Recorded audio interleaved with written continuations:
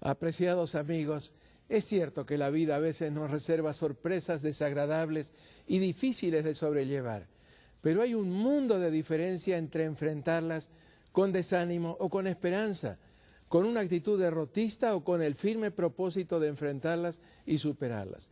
Esta es una decisión que está en nuestras manos. Nada ni nadie puede imponérnosla. No hay razón para dejarnos dominar por las circunstancias, no importa cuáles ellas pudieran ser, porque la verdad es que somos los únicos dueños de nuestras actitudes. Así que, buen ánimo, amigos, que como decíamos al terminar nuestro estudio anterior, citando de Romanos 8:28, sabemos que a los que aman a Dios, todas las cosas les ayudan a bien. O como dicen otras versiones, sabemos que en todas las cosas interviene Dios para bien de los que le aman. Sí, Dios hace concurrir todas las cosas para el bien de los que le aman. Esta declaración pertenece a San Pablo, un hombre de quien el sufrimiento nunca se apartó.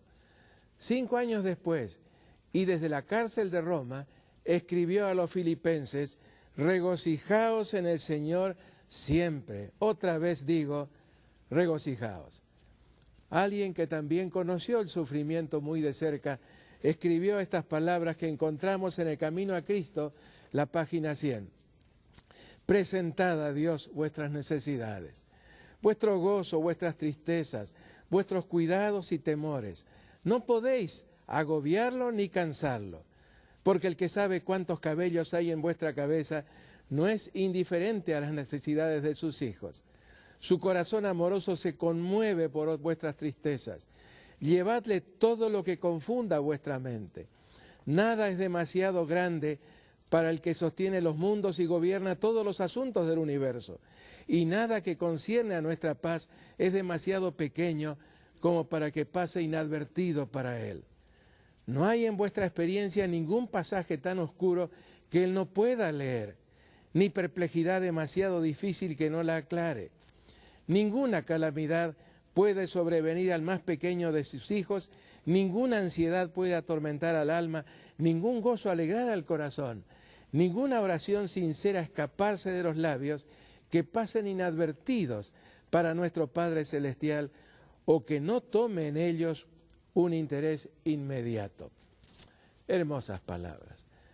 Habiendo recordado una vez más cuán bueno y maravilloso es nuestro Dios, volvamos ahora al libro del profeta Daniel, el libro de las Sagradas Escrituras que tal vez más definidamente lo presenta en su interés constante e inexhaustible por todo lo que ocurre en nuestro mundo.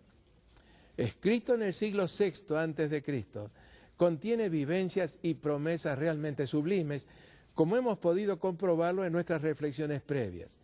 Al concluir nuestro tema anterior, basado en el capítulo 3 del libro, anticipamos que hoy dedicaríamos algunos minutos a la extraordinaria proclama o edicto real que promulgó Nabucodonosor II al término de la impactante vivencia representada por la frustrada inauguración de la estatua y la milagrosa liberación de los 3 oficiales hebreos de aquel horno sobrecalentado. Ante aquella enorme concurrencia que había venido de todos los rincones del mundo habitado para presenciar la imponente ceremonia, el pregonero real había anunciado que en el momento culminante todos debían postrarse en sumisa adoración ante el enorme ídolo erigido por orden del monarca. Sus últimas palabras habían dejado muy clara la ominosa opción.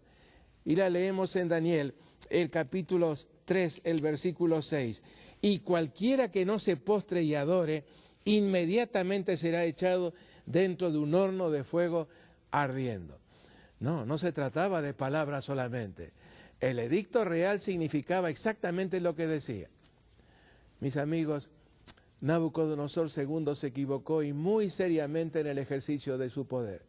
Ningún gobernante tiene el derecho de intervenir o inmiscuirse, ya sea mediante decretos o leyes o persecución abierta, en la relación personal, íntima, de un ser humano con Dios.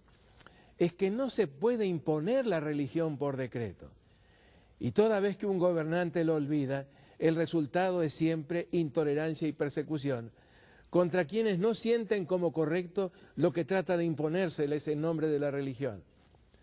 Más tarde, luego de todo lo vivido en esa jornada, encontramos al rey con un nuevo entusiasmo religioso, no ya centrado en la estatua que había erigido, sino en el Dios que se había manifestado tan espectacularmente en favor de esos 3 hebreos que tan injustamente habían sido tratados por el solo delito de ser fieles a sus convicciones religiosas. El decreto que ordenaba la adoración de la estatua dio ahora lugar a otra proclama imperial que leemos en el capítulo 3 siempre, versículo 28. Bendito sea el Dios de ellos, de Sadrac, Mesac y Abed-nego. El rey se refirió a ellos llamándolos por los nombres paganos que él mismo les había puesto al iniciar ellos la carrera universitaria. Continúa el decreto, que envió a su ángel y libró a sus siervos que confiaron en él y no cumplieron el edicto del rey y entregaron sus cuerpos antes que servir y adorar a otro Dios que su Dios. Hasta aquí la primera parte del decreto, y creo que todos coincidimos en que Nabucodonosor estaba en su derecho al confesar su nueva fe. Pero seguramente no podríamos coincidir con la última parte del mismo, que rezaba así. Estoy ahora en Daniel 3:29, donde dice, por lo tanto, decreto que todo pueblo, nación o lengua que dijere blasfemia contra el Dios de Sadrac, Mesac y Abed-nego, sea descuartizado y su casa convertido en muladar, por cuanto no hay Dios que pueda librar como éste. Triste es decirlo, pero son incuestionables las estadísticas que nos hablan de millones y más millones de seres humanos que debieron sufrir las consecuencias de decretos similares al de Nabucodonosor. Y todavía más triste es comprobar que muchos de esos decretos coercitivos que jalonan penosamente la historia de la era cristiana fueron promulgados y ejecutados en nombre de Cristo. ¿Será que a esta altura de la historia humana, en este tan ilustrado siglo XXI en el que estamos viviendo, hemos aprendido ya la lección? Me temo que no. La intolerancia está siempre lista para aflorar, ya sea bajo el nombre de Buda, de Cristo, de Mahoma o de cualquier otro. De ahí que no sea bueno que una religión o iglesia, cualquiera lo fuere, tenga acceso al poder del Estado para la imposición de sus creencias o dogmas, o para el cumplimiento de sus fines, por buenos y legítimos como ellos pudieran parecer serlo. Jesús enseñó que las 2 esferas, la política y la religiosa, la del Estado y la de la Iglesia, deben mantenerse separadas. Recordamos aquel diálogo de Jesús con Pilato apenas unas pocas horas antes de su crucifixión.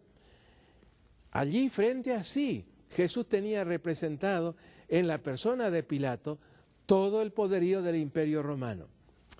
El diálogo que se desarrolló entre ambos en esas circunstancias fue tomando un cariz por demás interesante, al punto de que en un cierto momento casi pareció como que la protección del imperio iba a serle conferida al Señor. Pero en esas circunstancias, aún en esas circunstancias, Jesús no entró en el terreno del compromiso. Sus palabras fueron muy claras y no dejan lugar a dudas. Las leemos en San Juan capítulo 18, verso 36. Mi reino no es de este mundo. Si mi reino fuera de este mundo, mis servidores pelearían para que yo no fuera entregado a los judíos. Pero mi reino no es de aquí. Algún tiempo antes, cuando habían querido entramparlo con la cuestión de la legitimidad del pago de los impuestos a un poder invasor romano, el maestro había pronunciado aquellas memorables, inmortales palabras registradas en Mateo 22, 21. Dad pues a César lo que es de César y a Dios lo que es de Dios. En otras palabras, hay una esfera de acción que corresponde legítimamente al poder civil o político, y hay otra distinta que corresponde al poder religioso, a la Iglesia. Pero cualquier intromisión del Estado en la vida religiosa de un individuo o de una comunidad de individuos transforma automáticamente en ilegítimo a ese poder. En la misma forma, Cualquier intento de una iglesia de influir sobre los gobernantes a fin de disponer en mayor o menor grado del poder civil también es ilegítimo. ¿Cuándo aprenderemos finalmente la lección? La única garantía de libertad en el terreno de lo religioso es la total separación de ambos poderes, el religioso y el político, iglesia y Estado. Cuando una iglesia está unida al Estado o sostenida por éste, se da una situación de injusticia que siempre termina, más tarde o más temprano, en intolerancia. Y conviene recordarlo, tolerancia no es libertad, porque quien tolera concede una gracia, no un derecho, porque en la misma forma en que la concedió puede quitarla. En 1946, cuando se estaba discutiendo en las Naciones Unidas la Declaración Internacional de los Derechos Humanos, entre ellos el de la libertad religiosa, el pastor adventista Carlyle B. Hines explicó con claridad meridiana la diferencia entre tolerancia y libertad. Según Hines, y leo sus palabras, la tolerancia no es libertad. La tolerancia es una concesión, la libertad es un derecho. La tolerancia es asunto de conveniencia, la libertad es un principio. La tolerancia es una concesión otorgada por el hombre, la libertad es un don de Dios. La tolerancia implica superioridad de una clase o un grupo sobre otros. Es una concesión otorgada por un superior a un inferior. Es un acto de indulgencia o gracia, no el reconocimiento de la justicia y el derecho. Hay en ella un concepto de desigualdad. El verdadero concepto, el democrático, es el de la igualdad. La tolerancia en asuntos religiosos presupone que el gobierno eligió y adoptó una religión como verdadera y que considera a todas las demás como falsas, heréticas o cismáticas. La tolerancia permite a estas otras que subsistan simplemente por indulgencia, no por derecho.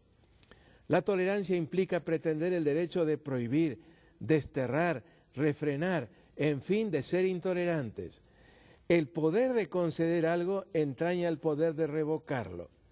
Por lo tanto, cuando se establece el principio de la tolerancia y llega a ser un método de gobierno, debe reconocerse que implica el poder de prohibir. Esto significa intolerancia, la violación de la justicia esencial y finalmente conflicto. Siempre en las magistrales palabras de Hines, la intolerancia no es, como algunos piensan, lo contrario de la intolerancia. Es su imitación, pero disfrazada con un nombre más agradable.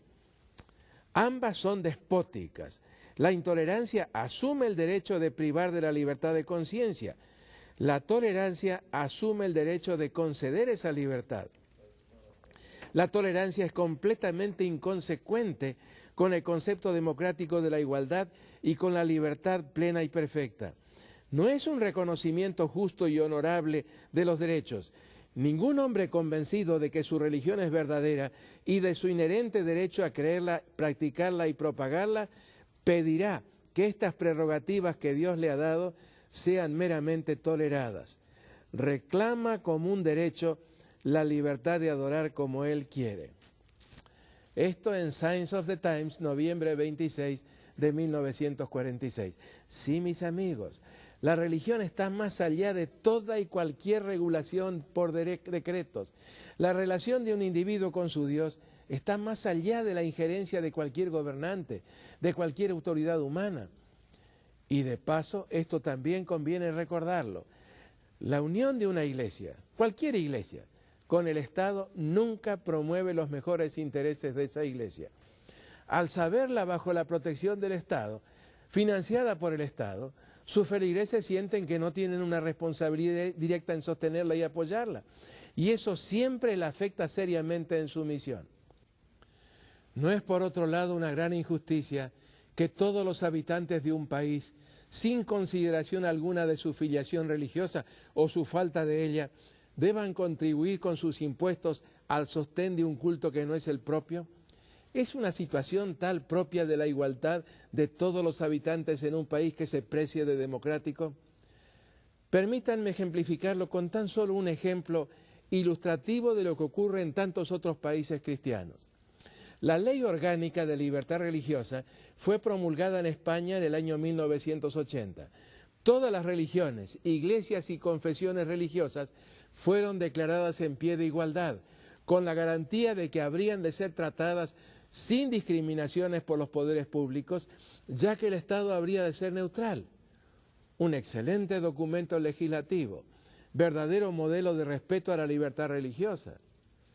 Los años han ido transcurriendo uno tras otro, pero la discriminación contra los que no adhieren a la Iglesia Popular no ha cesado.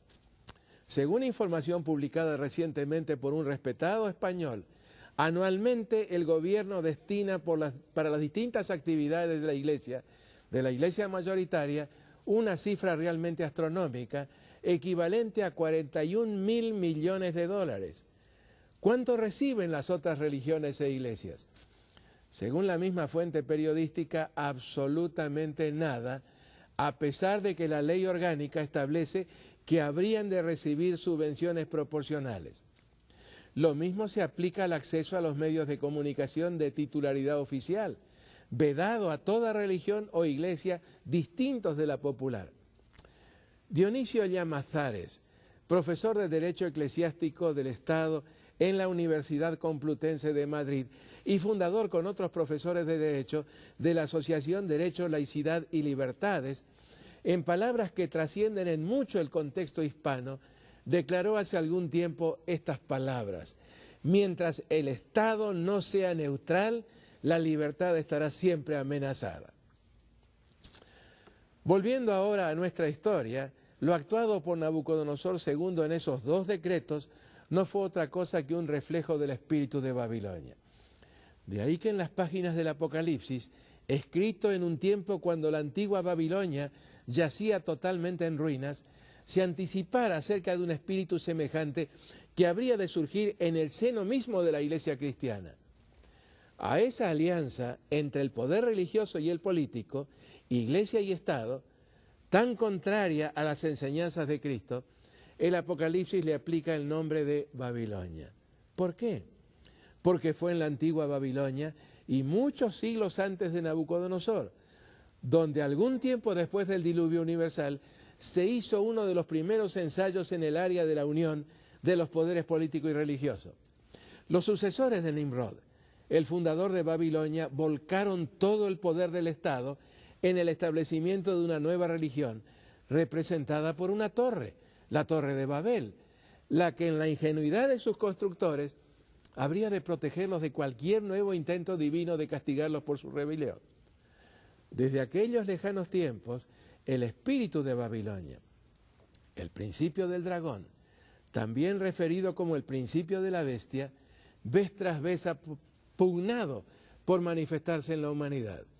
Según el Apocalipsis, el dragón no es otro que Satanás, el gran adversario de Dios, quien ha usado y usa distintos disfraces en su persistente accionar en contra de Dios y su pueblo. ¿En qué consiste este principio del dragón o de la bestia, el espíritu de Babilonia? Precisamente en el intento de parte de cualquier religión o iglesia de utilizar el poder político para la promoción de sus intereses y fines. Y por extensión, también todo intento del Estado de incursionar en el campo de la religión. Como ya lo hemos mencionado, la unión del César y Dios fue expresamente proscripta por nuestro Señor. No es buena, nunca lo fue, ni para el Estado ni para la Iglesia. Siempre, y en esto no ha habido ni hay excepciones, siempre una unión tal, no importa de qué Estado o país se trate, no importa el nombre de la religión o iglesia, resulta en intolerancia y persecución. Ambas totalmente ajenas a la verdadera religión de Cristo. Nabucodonosor, en su nuevo celo religioso, cometió el grave error de legislar en materia religiosa. Lamentablemente, el serio error de Nabucodonosor todavía se sigue cometiendo. Es que, nunca lo olvidemos, amigos, el espíritu de Babilonia no ha muerto. Bueno, pasaron algunos años y el rey volvió a ser protagonista de otro evento desusado. Nabucodonosor ya había tenido dos claras manifestaciones de la sabiduría y del poder de ese Dios, a quien no había conocido antes. Así, en el año 602 a.C., el rey había podido comprobar su infinita superioridad por sobre todos los grandes de la intelectualidad babilónica. Ellos se habían visto forzados a admitir que el problema planteado por el rey solo podía ser resuelto por un Dios de cuya existencia algo sabían o percibían, pero nada conocían acerca de cómo entrar en contacto con él. Profundamente impresionado como resultado de esa primera manifestación, Nabucodonosor había exclamado delante de Daniel esas palabras memorables que encontramos en el capítulo 2, el verso 47. Ciertamente el Dios vuestro es Dios de dioses y Señor de los señores y el que revela los misterios. 8 años más tarde, cuando ese Dios a quien había reconocido como poseedor de toda la sabiduría y todo el conocimiento, manifestó su poder incontestable de intervenir en los asuntos humanos, el estupefacto monarca se vio impelido a proclamar hasta los confines del mundo de aquellos días su asombrado reconocimiento a la majestad de ese ser, que así se manifestaba tan por encima de todo el panteón babilónico y por encima aún de todos los recursos del poder humano concentrados en las manos del emperador más poderoso de la tierra. Sus palabras, no hay Dios que pueda librar como este, representaron una franca admisión que reveló un progreso en su concepto de Dios, pero no implicó un total abandono de la religión politeísta que practicaba, ni tampoco una disposición a aceptarlo como el soberano de su propia vida. ¿Qué pasó después?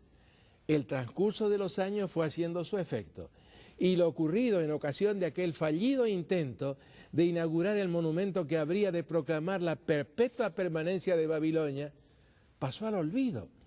La vieja naturaleza orgullosa del espléndido emperador volvió a dominar su mente y su corazón.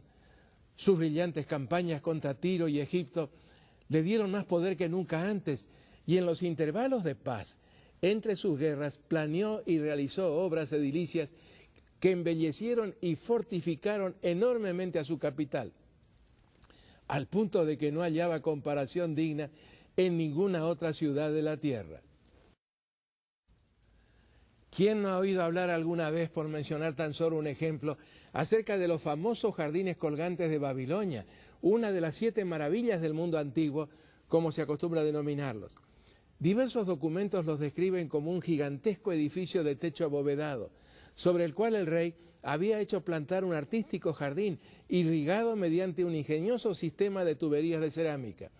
El espacio interior estaba destinado al almacenamiento de cereales, especias y otros comestibles para el aprovisionamiento de la numerosa corte y también como archivo de documentos administrativos. No hay que olvidar que estos últimos, por escribirse sobre ladrillos de arcilla, requerían considerable espacio para su conservación. Mediante esa gigantesca construcción, Nabucodonosor había intentado contrarrestar la melancolía de una de sus esposas, quien extrañaba mucho las serranías y los bosques de su tierra de origen, Media. Por esa razón, el complaciente esposo decidió construir esa montaña artificial y la hizo tan bien que se transformó en uno de los pocos objetos de admiración universal en el mundo de aquellos días. Junto a este hermoso jardín se levantaba el complejo edilicio conocido como Palacio Meridional, residencia oficial del rey y escenario de todas las ceremonias y actos de Estado.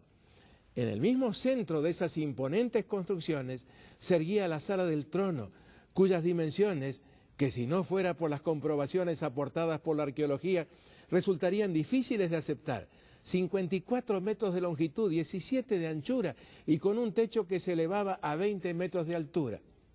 El acceso al área del Palacio Meridional se verificaba por la grandiosa puerta de Ishtar, la más hermosa de todas las entradas de la ciudad, y cuyas ruinas todavía hoy se elevan a 12 metros de altura. A esa puerta llegaba, entre otros, un camino o avenida que comunicaba desde el Palacio de Verano, que se levantaba sobre las márgenes del Éufrates a unos 2 kilómetros hacia el norte. ¿Y qué decir de Temenanki, la colosal torre templo o sigurat de casi 100 metros de altura, verdadero centro del esplendor y la gloria de Babilonia. Esta notable pirámide escalonada dedicada al dios Marduk estaba rodeada por Esagila, nombre de un complejo, enorme complejo de edificios sagrados, lugar de las imponentes ceremonias religiosas que también caracterizaron a Babilonia. Cerraré esta breve descripción de la magnífica Babilonia con una referencia fugaz a los 3 palacios, a cuál más enorme y lujoso, y a los numerosos templos, capillas y santuarios con los cuales el rey dio expresión a sus sueños relativas a su poderosa capital, maravilla y asombro de las naciones. Sí, mis amigos, en medio de tanto esplendor, adulado por triunfos militares que se superaban unos a otros, deslumbrado por sus propias realizaciones, es de extrañarse que sus reconocimientos hacia quien le estaba prestando toda esa gloria se fueran espaciando más y más. No, no es de extrañar, porque cuando un hombre comienza a entronizarse a sí mismo en el solio de su autoadmiración, solo una advertencia dramática de parte de Dios puede frenarlo en su necio ensalzamiento propio. En el caso de Nabucodonosor, esos reconocimientos finalmente cesaron por completo y en esas circunstancias Dios decidió intervenir otra vez. ¿Cómo intervino Dios? En la misma forma en que lo había hecho años antes con aquel sueño de la estatua y la roca. Le habló mediante un sueño realmente impresionante. Lo veremos en nuestro próximo estudio. Elevemos una plegaria al maravilloso Dios del pasado, del presente y del futuro, nuestro maravilloso Padre Celestial. Bondadoso Señor, te agradezco el gran privilegio de compartir este tema con mis queridos amigos de la televisión. Quiero rogarte, Padre, que los bendigas muy ricamente. Si alguno de ellos está pasando por alguna circunstancia difícil, compleja, para la cual no veo una solución certera, te ruego que le des la bendición que más necesita. Bendícenos también al producir estos programas que tienen el propósito, el objetivo de generar paz, alegría, esperanza en el corazón. Gracias, Padre, muchas gracias, en el nombre, precioso nombre del Señor Jesús, nuestro Salvador. Amén. Y apreciados amigos, la invitación está extendida a todos ustedes para que podamos vernos en la próxima ocasión, cuando volveremos a encontrarnos con el rey Nabucodonosor en un momento realmente crucial de su vida. Les aseguro que será un tema apasionante que ninguno querrá perderlo. Comprenderemos qué es lo que pasa cuando un individuo se olvida de Dios y quiere seguir su camino. Amén.